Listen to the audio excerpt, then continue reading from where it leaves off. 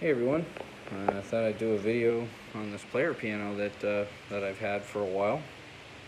I just was cleaning it and thought, man, it'd be kind of neat to show everybody how this piece of instrumentation works. This is a Aeolian model, or Aeolian, or Aeolian, or whatever. It was produced in the 1960s, so this was pretty much the last of the run for this technology. Pretty impressive though. When I first got it, it had quite a few vacuum leaks that I had to find, and I've just been periodically removing them as they develop. One of the biggest ones was the bellows under here. One of the backs of the bellows had kind of disintegrated, so I ended up fixing it, making some a repair out of well, basically it was laminated paper and duct tape. It works great though. They actually works better than the other one, so when I need to get the other one fixed, I'm just going to do that. It's real cheap, simple, and it works. But yeah, so just kind of a quick demonstration of what you're looking at here. So right here is your main pole system here. This is what actually drives the main roll here, and it's all powered off of vacuum, which is very, very impressive. There's only one electrical circuit in this entire thing, and that's to run the vacuum pump. Now, one of the things that's really cool about this model is you can leave it turned on most of the time. It won't do anything until you actually hook it up. So you just put it on this tab right here, and then you put this over to the play. You'll see it drags these mechanisms over, and then you just rotate it one full roll, and it'll turn on its own. And there we go. Oh, I have the tempo turned down all the way, so oh, too fast. So you can control the tempo right here. So turn it up. Pretty impressive though.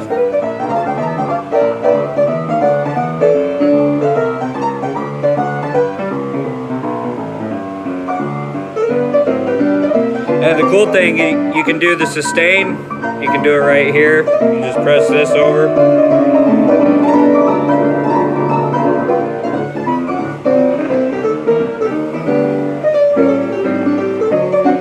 Pretty neat how they used to do things back in the day.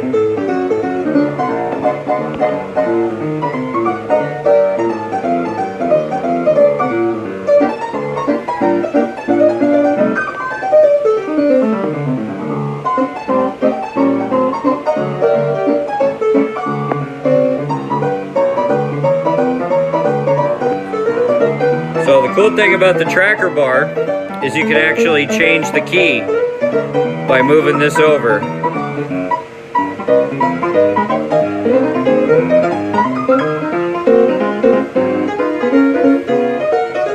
And it goes two full steps in each direction, which is pretty awesome. And on some rolls, they even have words printed right here. So this is what like karaoke machines used to be.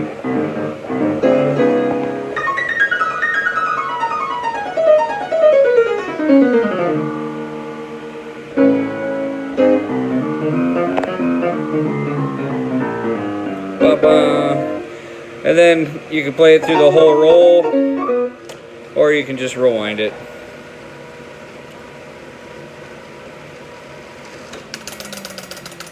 Tell you what though, folks, if you have one of these machines and you haven't fixed all the vacuum leaks, you ought to. A couple of the drawbacks to this, and I read up on it, these were kind of really common back in the 60s. Like if you were going to buy a player piano, you bought one of these because they were inexpensive. But they're inexpensive because they're not made with like the best quality. You'll find turn of the century player pianos that are made out of much better materials and actually last a lot longer just because of what they're made out of. But like for instance, these little fastener retainers here, they're just like a push-on foam.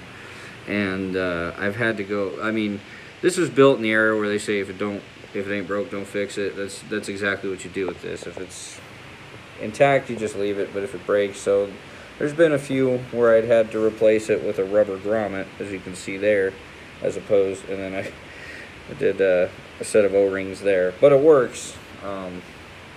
Because that's all it needs to do. It's designed to have some flex in it, obviously, because this is like cork or some shit. I have no idea what the fuck it's made out of. And man, if you guys think vacuum lines on an 80s automobile are bad, you gotta crack this bad boy open. It's unreal. This would be a good thing to have a smoke machine for. Like, if you have access to one, that would be awesome. You just fill the system full of smoke and figure out where all your little leaks are, and if you can fix them, fix them. If it's something like this and it's going to be pretty much irreplaceable, then just leave it alone. But I don't know what the fuck they made rubber out of back in the 60s, but it's way better than the shit they make now, because most of these vacuum lines, you know, you would think after about, what, almost 70 years they'd be hard and brittle, and no, they're not. They still flex pretty nicely, and I would be comfortable removing them and putting them back on just like you would any modern, you know, piece of vacuum hose off a motor. I think it's because these don't get exposed to heat like engines do, or I don't know, man. But everything seems to work just fine. It's got some cool functions on it. You can make it sound all like 1850s and shit by pulling a lever down here. There we go. Yeah, if you pull that thing all the way out, it gives it a real twangy sound. It's pretty neat. And then here's your on-off switch if you want to just, you know, shoot your heart. But you really don't need to. The thing's vacuum modulated, everything.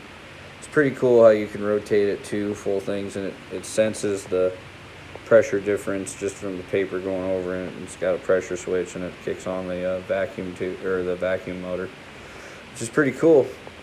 It's all really, really basic stuff. And the cool thing is you can actually play this thing without electricity.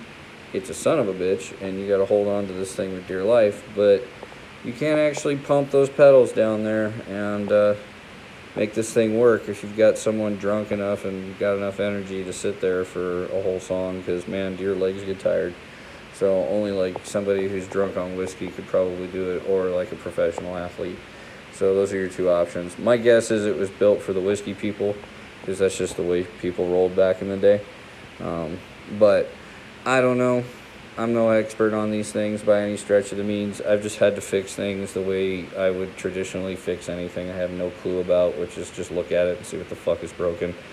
That takes a little bit, but you can assess things. And like I said, it's just amazing, the plastic and everything. It's like most plastics now would have just disintegrated, and these are still in pretty damn good shape. But yeah, if you're new to the channel, sorry for the swearing. It is what it is. I can't help it sometimes. This thing is really, really cool though, and it was a gift from my mother, and I'm tremendously grateful for it, because it's been a lot of fun, and it really fills the whole house full of good organic sounding music, and doesn't cost anything beyond, honestly, the power draw on this thing's nothing. So honestly, I think a modern stereo costs more to run if you're going to look at the money wise on that. But these things are really well built. Apparently they were considered cheap though in their era, but I guess cheap back then is a totally different standard than cheap now, because you can just look at all this stuff. I mean, it's not made out of like super sturdy material, but it's made out of sturdier material than they would make shit today, and it's just really cool to see how this works. And it's cool to see that this creates like a pulse, you know, so that it allows the keys to get sucked down quickly, you know. If you had just a constant vacuum without some kind of pulse, it wouldn't work as well. I can't explain it, but whatever. I know what that does, and it's pretty bitchin' how it does it. It's really, really simple. But yeah, all it does is just kind of create like a pulsation in the vacuum, so that these actuators and everything, so like the key actuators are all under here. Let's see. Let's get this exposed for you guys so you can see what the hell I'm talking about. Let's see if you can, I don't know if you can see in there. Probably not. Shit. Oh well. They're pretty cool. I'll show you another video on how all that works. I had, thankfully no leaks down there, so I didn't screw with too much shit there. But it does need to be tuned. But my theory is on something this old, if it's close enough, it's close enough, and it is. It sounds like you know, there's a key here and there where it's kind of oof, but there it is. There's one that's like oof. But when the player piano is playing, you don't really hear it. This thing does a really good job of you know, just kind of drowning it out, I guess, with the way, I don't know. These people that recorded these, it's crazy. They've been long dead, and it's like a part of their spirit still lives on. It's really, really cool, because you can watch them make mistakes. And back then, there was no, all right, let's just do it again. No, you just had to have really talented people that could play that kind of stuff over and over and over again and do it almost flawlessly. So it's from a bygone era. A lot of these rolls are really cool. Got a lot of them. That's just some of them. But yeah, a lot of these rolls, they're getting harder and harder to find these days. QRS is actually still in business, and you can still order rolls from them online. So they're still around, and these things are still going, amazingly enough. But when you see how they're built, you can understand why they don't break too often. And if they do, they're relatively simple to fix. It's just time-consuming and cumbersome because everything in here is 100% mechanical, like I said, outside of the vacuum pump itself, but it can run devoid of it should you want to. Anyways, thanks for joining me and letting me run my suck this long. If you like what you see, give me a thumbs up. If you really like what you see, just browse the channel, check out some other stuff. I do all kinds of weird stuff.